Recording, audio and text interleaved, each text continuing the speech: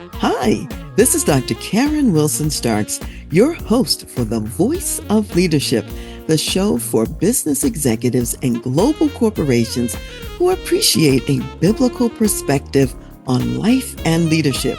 You are listening to our Fab 500 series featuring some of the best of our 500 episodes and celebrating the 30th year of TRANSLEADERSHIP Inc.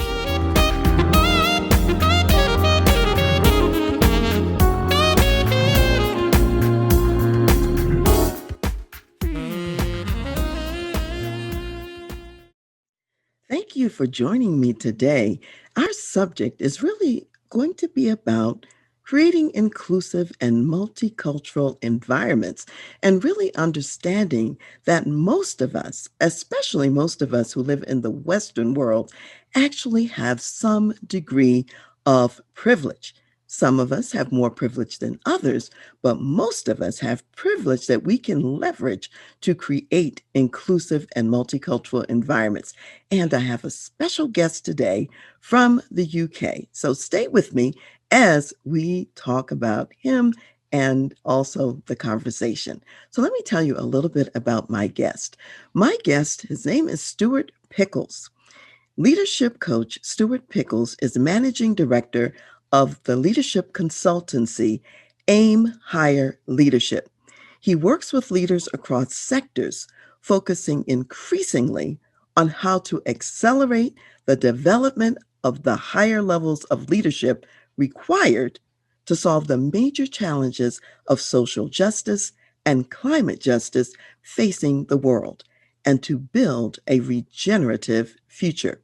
Formerly a chief financial officer, Stewart spent 25 years working in blue chip companies such as Unilever, Kraft Foods, and Foster's. Located in the UK, he combines commercial and strategic acumen with a deep passion for honoring nature and humanity. So, Stuart, thank you so much for being here with me today. I'm welcoming you to the show. Thank you so much, Karen, and delighted to be with you. And thank you so much for creating this space and for having this really important conversation. Thank you for being willing to engage in the important conversation. And certainly it's important for us to reach across the ocean, if you will, and to even contact each other from different countries. So thank you for being a part of that as well. So let me just launch right in, Stuart, and I'm going to ask you some questions. First, over this last year in the United States, we have had the coronavirus pandemic, and we've also had what I've been calling a pandemic of injustice.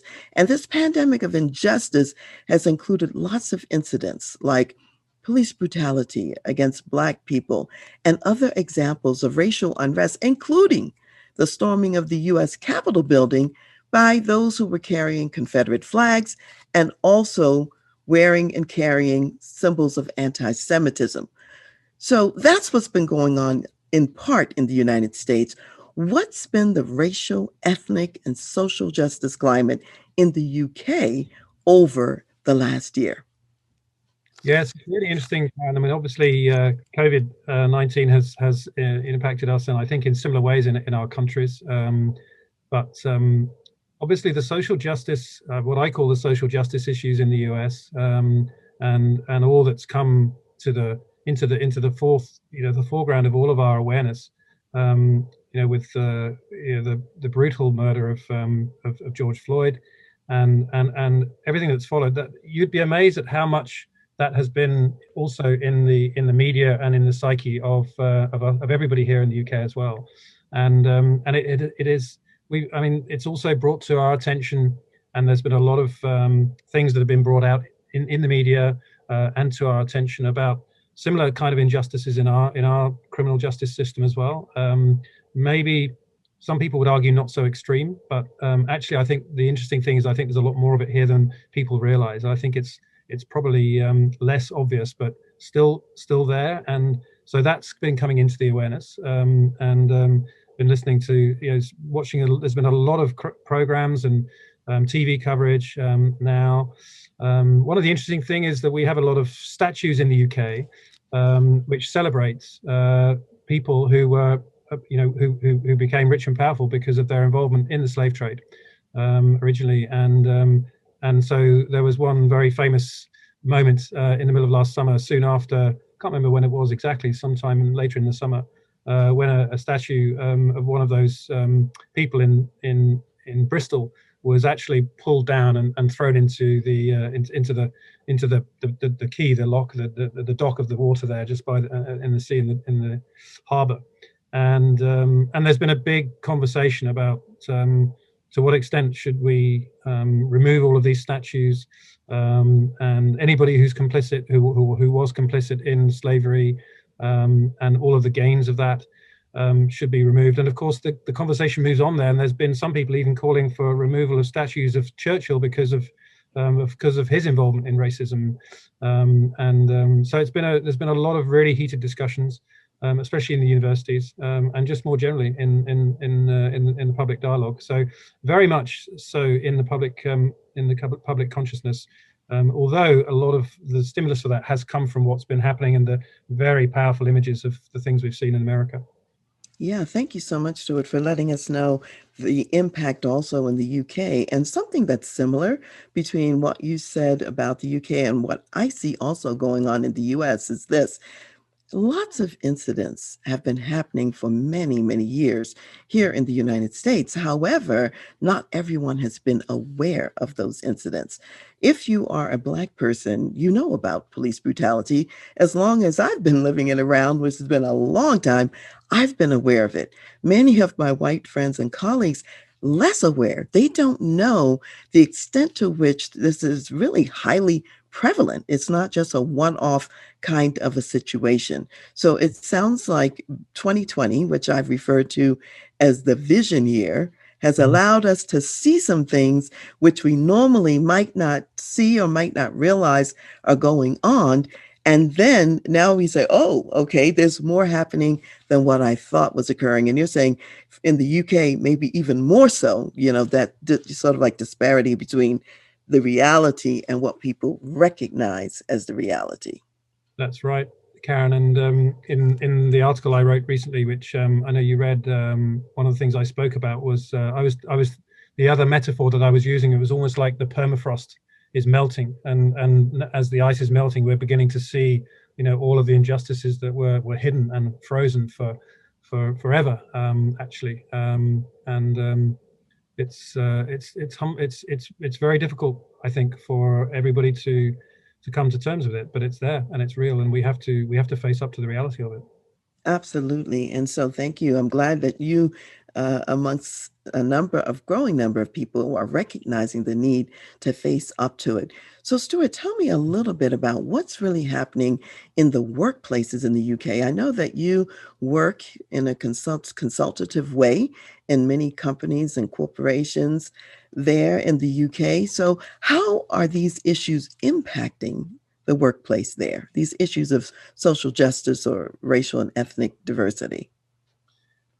Well, my understanding is that it's probably not that dissimilar to the US, in the sense that we have diversity, equity, and inclusion as a let's say almost a strategic priority for most organizations that really have very much interest in their reputation now. I think it's moved beyond something that's an option. It's something that's very certainly the major organizations, I would say all of them will have diversity, equity, inclusion right up the top of their strategic priorities. Whether or not what they're doing about it is making enough progress is another question. And I think you and I spoke about this before, about how some unconscious bias or training, as we call it in the UK. In the US, you call it something slightly different.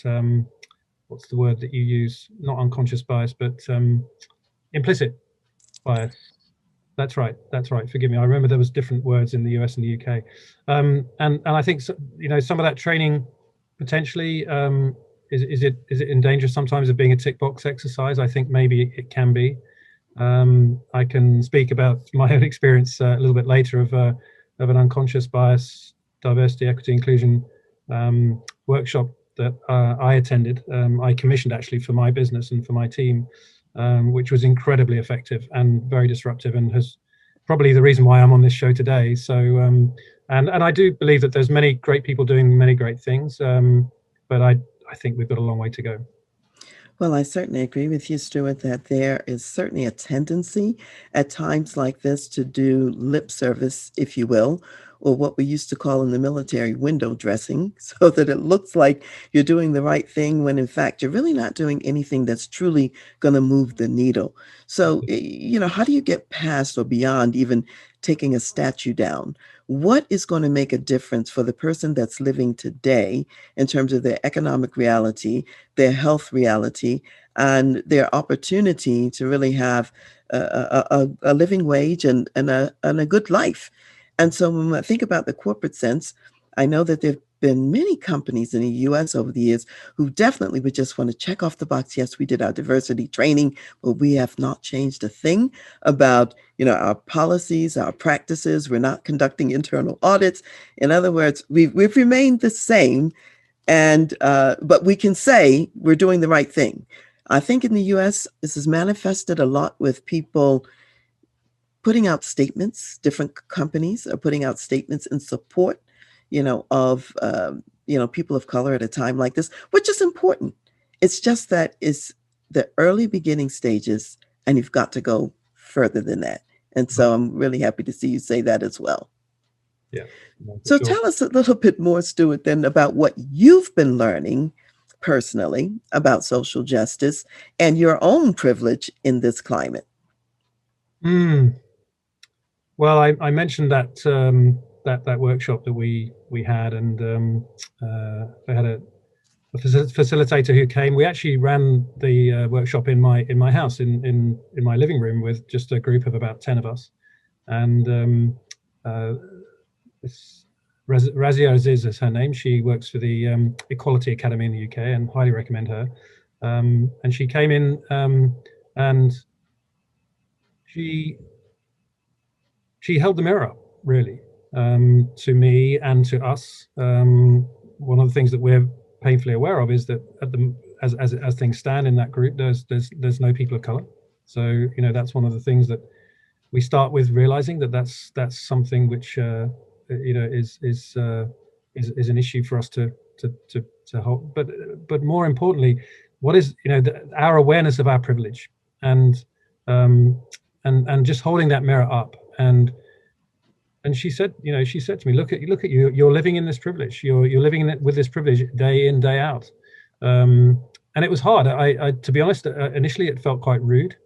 You invite somebody into your house, and I've never invited anybody in my house.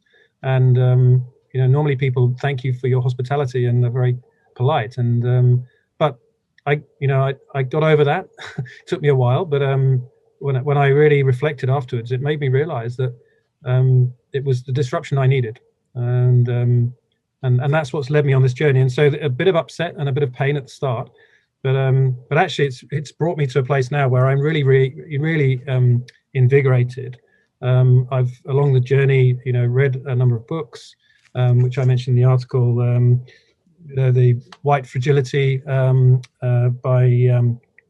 by Robin DiAngelo, Me and White Supremacy by Layla Saad, Why I'm No Longer Talking to White People About Race by Rennie Edo Lodge. And just the levels of learning and challenge which come from this learning.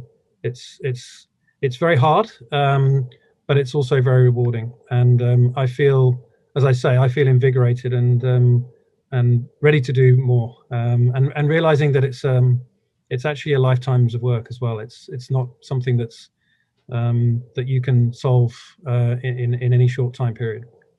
Yeah, absolutely. I think a lot of companies sometimes don't recognize that once you make a decision to walk in this direction, this is a long-term commitment. It's not a short-term issue at Yeah. all. You don't just do one training program and that's the end. We're talking about major culture change.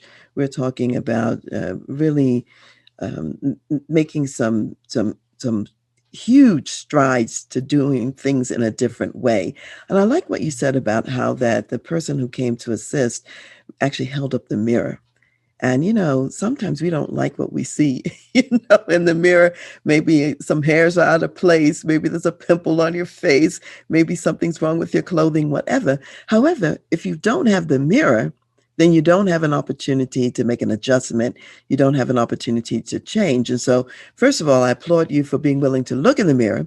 And then, secondly, to go to the level where now you feel invigorated and are willing to step forward and do something different. So, you've already started a major journey with all the readings that you're doing, the article that you wrote. So, what are you learning at this deeper level from all of your experiences about, social justice? What are you learning? What's been the biggest insight from some of that learning? Yeah, there's a couple of things that particularly stand out. One is, and Razia said this to us, privilege comes with penalty. Once you realize that your privilege means that somebody lacks privilege, then you realize that there's a penalty attached to that. You can no longer, once you realize that, you can no longer enjoy your privilege without realizing that somebody else is disadvantaged as a result. So that was quite a hard-hitting insight, which really got me thinking. We talked a lot about privilege, and one of the things which really helped me to start understanding more about this was this notion that privilege is the absence of barriers. So if you have barriers, of course you will see them. But if there's an absence of barriers, you don't see them, because by definition you can't see what's not there. And I think that a lot of people have this privilege but don't realize it because they don't know what it means to have a lack of privilege. They don't know what those barriers even would look like. And I think I was one of those many white people who believed that I was non-racist. I would say that I didn't see color as a reason for differentiating between people. And I thought that I was genuinely being fair in all of my dealings with people. I'm sure there were cases where I wasn't, but I certainly, my intention was, I thought good. But it's not good enough to be, I mean, well, the thing about colorblindness is that if that saying that is it's color blindness. And what that's saying is that you're not seeing a person of color for their lived experience, which is fundamentally different to that lived experience of somebody, a white person, or anybody of privilege for that matter. I mean, this is a wider conversation than just race, I think, but obviously this is the context that we're talking about it. And I'm a white man, straight, cisgendered, and have all of those in all of those different contexts, that the privilege. So it's not just about race, but it's particularly in the context of race. I'm realizing probably more, the biggest learning of all is that it's not good enough to be non-racist. We have to be anti-racist. And the other thing, and this is a really interesting kind of concept, which I think is really important and really crucial to helping white people unlock almost this kind of gridlock that a lot of white people are in, which is that this is too difficult a subject for them, because they equate, if somebody says to a white person, you're racist, they immediately mean that it must be intended. The white person interprets that as meaning that it's intended. And so long as there's a feeling that there's an accusation of intention, then there's a rejection of that, there's a defense of that, and the wall goes up.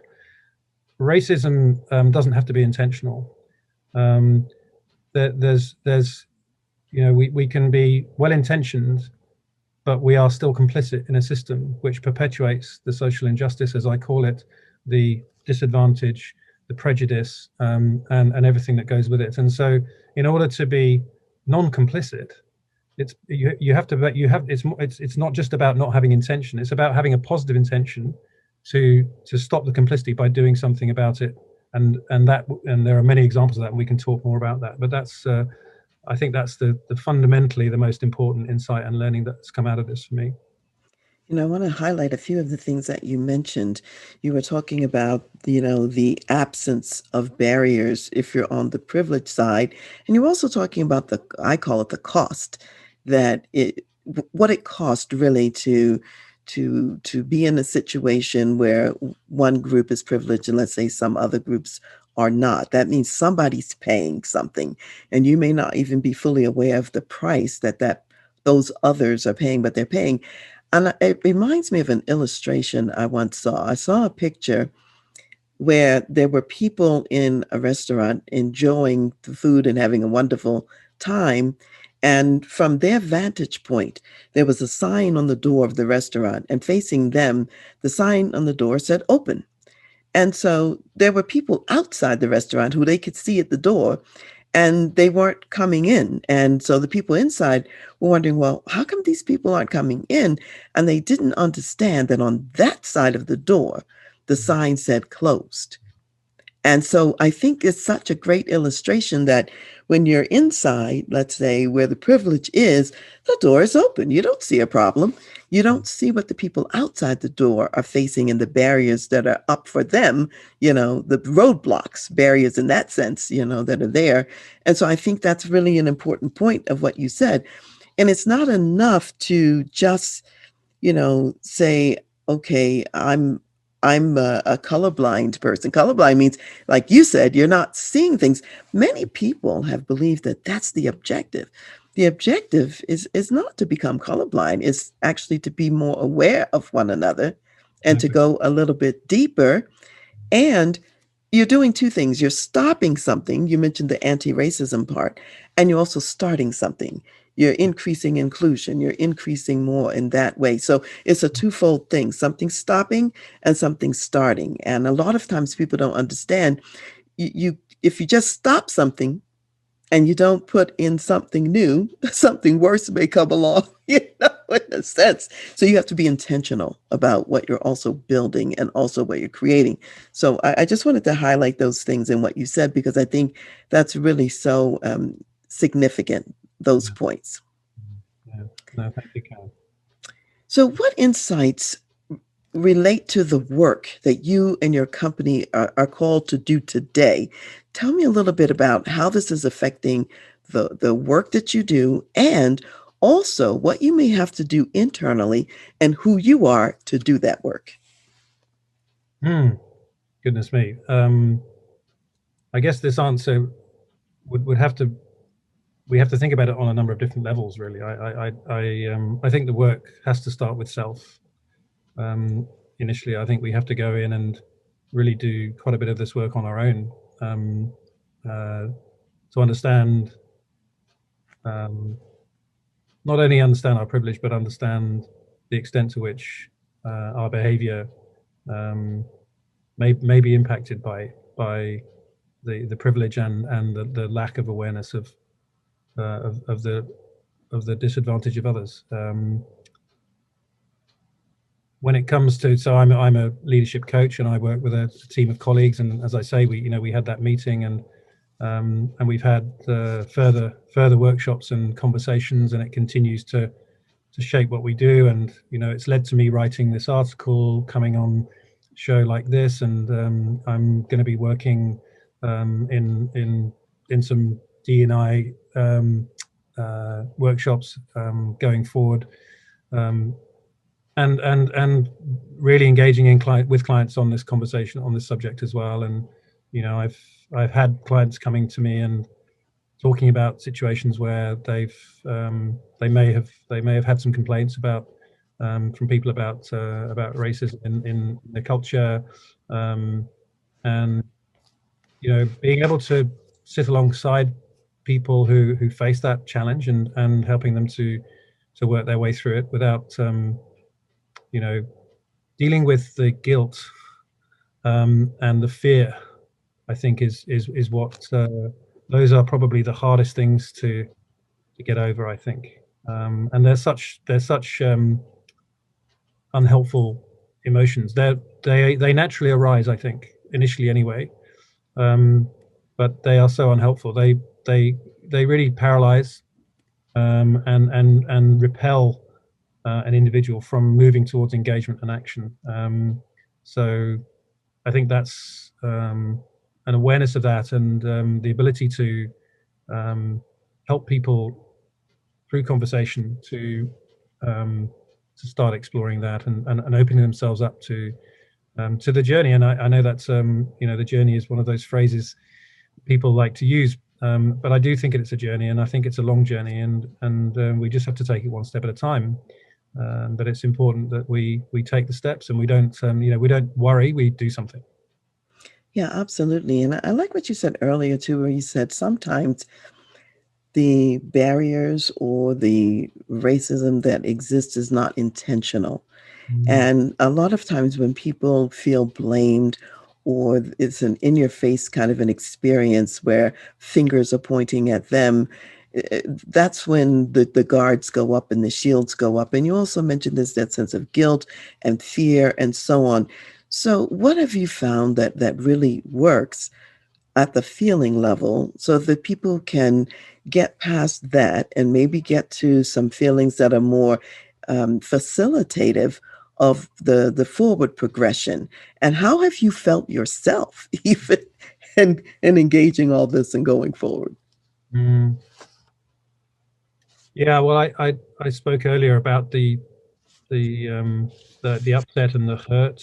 I've talked about the guilt and the fear. Those are those when you ask me how have I felt, those I'll say those words again. Those have been the feelings that one has had to work with, and I think I do think that intention piece is a really important kind of key to the lock. I think that so long as a white person or a person of privilege feels they're being accused of doing something intentionally, when they are convinced that they're not doing anything intentionally, or with any bad intention, then that's where I think that the door just won't open.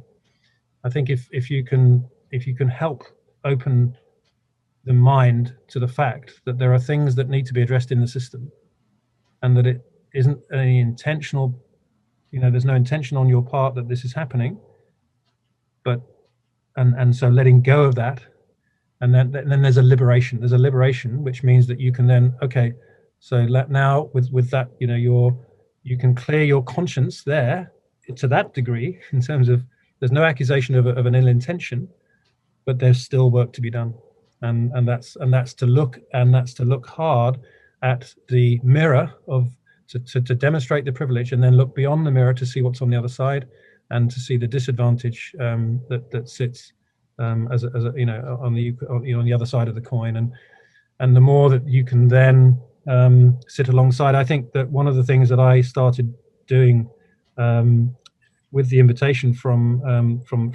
the books that I've read and the things that people have said, is to take myself back to the situations where I've been in a situation of disadvantage and of prejudice and of the two best examples in my case are ones of bullying. The one or two people, older boys at school, who would come and get you into a corner where there were no teachers or anybody else around, and hit you a couple of times, and really hard, and threaten you to do much worse if you tell anybody, and that feeling of being completely powerless. I think most of us have experienced in some levels in our lives some degrees of this kind of injustice. And I also in my work life came across one or two really extreme examples of people who were in positions of power and abusing it and bullying people, and being on the receiving end of that myself, and just realizing just how how powerless and one feels, and how angry one feels. So I think viscerally going back to, and that's kind of, so then that's one way that at least you can somehow put yourself into the shoes. I'm not suggesting that those injustices are anything compared to the injustices of people of color. I would want to make that really clear, but at least there's some degree of being able to empathize and realize. And then if you multiply that by 100 or 1,000 times, that's what's going on for people of color. So those would be a couple of things. I really like the fact that you're talking about being able to empathize with others by going back to incidents, even in your own life, maybe not exactly the same, but the feeling of powerlessness, at least in your situation. And I do believe that a lot of the foundation of forward progression does involve empathy, and it involves some conversations and some sharing, between people to understand what others have experienced and what others are going through and have gone through that we might not always know or might not always be aware of. And then secondly, you mentioned the importance of looking at the systems. A lot of times we want to look just individually and define racism as something that someone's thinking or feeling internally, when in fact there's so many systems that are set up in place that have become almost invisible to us. Systems in corporations, systems in governments that have differential impacts. And we have to examine them, even if we can't see what the differential impacts are right away. We have to at least be willing to look at them to uncover what they could be, and to listen to those people from different groups who might be like those ones on the outside of the restaurant seeing the closed sign. We don't know sometimes what others are experiencing at the system level until we investigate a little further. So I'm really glad you brought both of those up, the empathy piece and also the system piece. They're both quite important in terms of moving forward. Mm. Now, Stuart, many people of color get very concerned about whites who want to, quote, help. Yes, I know. and, and they fear, that white privilege, if you will, is going Mhm. to be used as yet another means to Yeah, call the shots, to shape the narrative. So, yeah. how will you avoid these outcomes and establish true partnership as you move forward? Yeah, this is I think this is one of the hardest things. And even now, I can sit here now and say, what's my motivation for being here? Is it to somehow assuage my guilt? Is it to somehow make myself look better? And it's quite difficult to be 100% confident that there's none of that in there. And I think part of being truly authentic is to say that maybe there is a bit of that. But I think one has to look really deep into one's intentions and to think about, for me, it's just a much wider picture of, I want to, the legacy I want to leave is to create a better world um, where the injustices of the past you know, are not perpetuated. But that doesn't really answer your question. I mean, it's a good example. I'm in conversation with somebody at the moment, a person of color, and together we're talking about running an unconscious bias workshop with a group of people. It's more of an inquiry, really. I think we're sort of even wondering about what to call it in order for it to try and break more ground than perhaps some traditional workshops of this nature. And I'm wanting very much to lead it. And I'm noticing that desire, and I'm also wanting very much and trying very hard to pull back and allow my partner to work through what um, what will work best, and to what extent will it be my voice, and to what extent will it be hers. How can my voice be brought in a way that complements, but doesn't doesn't take center stage. It's back to the whole white centering problem. And the extent. I mean, I'm aware of that risk. Have I completely worked out how to avoid it yet? Probably not. I think it's a work in progress. But I think It's awareness is a big part of that. absolutely, awareness is a big part of it. And it's quite insidious, meaning Yes. we can think that we're not doing it. And in fact, we really might be. And you know what? Sometimes people allow those, I'll say, risk to cause them not to even step into the arena. Right. And what I would say is that we all can grow even as we engage this work and even as we work together. And you will get feedback from your partner to give them permission to give you feedback when you might be inadvertently be showing up in a way that reflects, let's say, that the white privilege background and don't even know it, not even aware of it. If we don't talk to each other honestly, we don't share and give feedback and say, here's what that feels like right now to me. I wonder what else we could do besides what we're doing at the moment, you Yeah. know? Yeah. And a lot of times when I think about the whole business of partnership, there's a saying that is often said over here quite often amongst people of color about interventions. And they'll say, nothing about us without us. Mhm. So you really, the objective is the co-creation Yep. and being able to see together what's going on. And for those who may be in an affected community, having their voice very large about what they're experiencing and what they think they need. And Right. then you would lend, if you will, your privilege towards the, resolution and the outcome as defined by those who will be benefiting. And of course, the truth is the whole society benefits when we are really addressing, these issues that we're talking about. So, I mean, Yeah. I would certainly encourage you to, yes, engage the learning, not be afraid. You're going to make mistakes. Yeah, exactly. Okay. Absolutely. Absolutely. Yeah, And I think that's, it comes back to my point earlier about fear. I think if one can be paralyzed by the fear of making mistakes, and I've made so many, my God, um, it's so easy to stumble and fall. And then also inviting the feedback, and I think most importantly, reacting appropriately to the feedback. I think if there's if one doesn't respond well to feedback, then the feedback will stop coming and you'll stop learning. So I think exactly. that's probably the most maybe that's the most important of all, actually.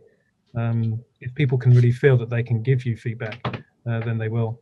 They will. Absolutely. And then you both can grow because you're both going to give each other feedback. You grow and you learn together.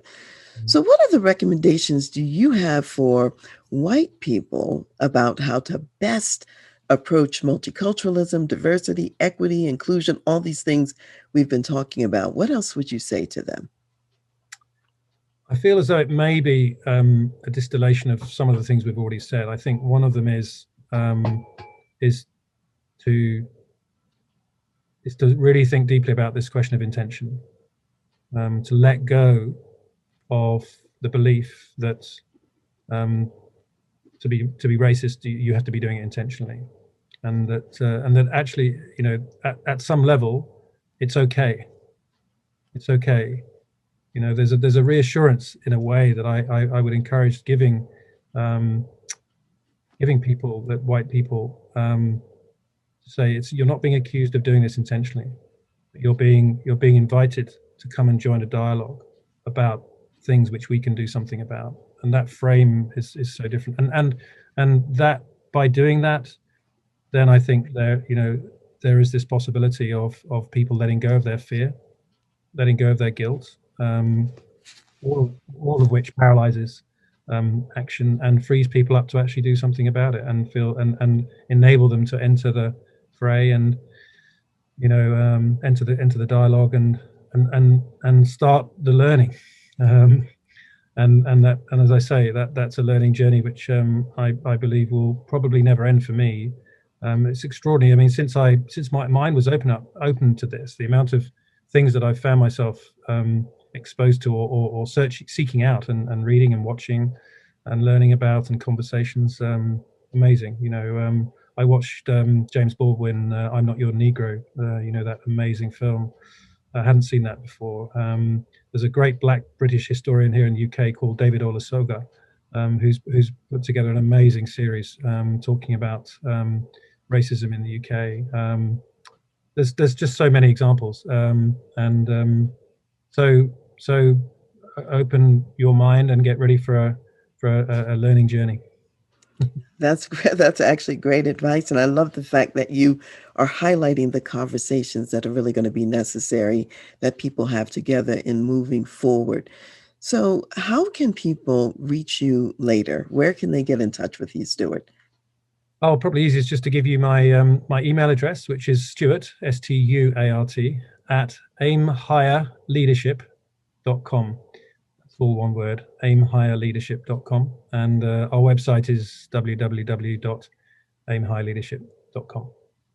Thank you very much for sharing that information. I'm sure some people may want to contact you to continue some conversations with you, even on this subject. So, as we are preparing to kind of Say that again, Stuart. Sorry to interrupt. I would love that. I would really welcome any conversations, and you can also get me on LinkedIn as well. Excellent. So, as we're preparing to sort of wrap up and close our conversation today, what words of wisdom do you want to leave for my audience of executive business leaders? In a nutshell, I think it would be the phrase, racism doesn't mean intention. I think that one phrase is the key that can unlock this conversation. All right, fantastic. Well, thank you so much, Stuart, for being with me today and also for sharing with my audience your wonderful experiences.